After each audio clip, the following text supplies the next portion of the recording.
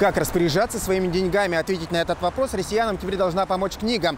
Финансовая грамота презентации издания прошла в РИА Новости. Здесь простым языком описываются продукты, которые предлагают банки. И авторы попытались рассказать читателям, как сравнивать эти услуги, определять будущие риски, плюсы. Книга получилась яркая, здесь много иллюстраций и примеров из жизни. Первые экземпляры из издательства авторы получили совсем недавно, но положительные отзывы уже звучат с самых высоких трибун. Увлекательное, интересное и полезное содержание. Такое мнение об этом труде выразил помощник президента России Аркадий Дворкович. Власти давно говорят, что финансовую грамотность людей нужно повышать. По данным социологических опросов, только 30% населения сравнивают те или иные банковские услуги, разбираются во вкладах.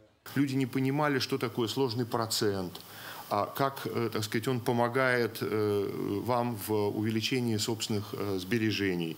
Плохое понимание, что такое инфляция. Конечно, в основном люди планируют только на короткую перспективу, несмотря на то, что в 2008 году уже некоторая стабильность в экономике была стабильность в доходах.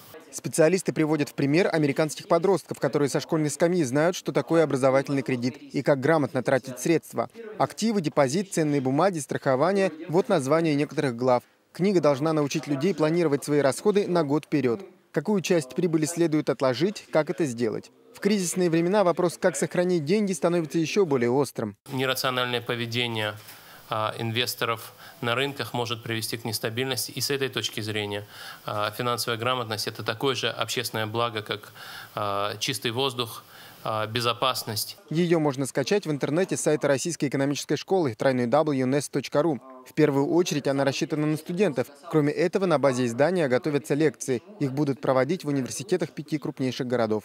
В следующем году авторы хотят выпустить очередной сборник, но уже для школьников. Ведется работа и с Министерством образования, чтобы в расписании уроков появился новый предмет – финансовая грамотность. Максим Степанов, Кирилл Пузырный, Первый канал Бизнеса.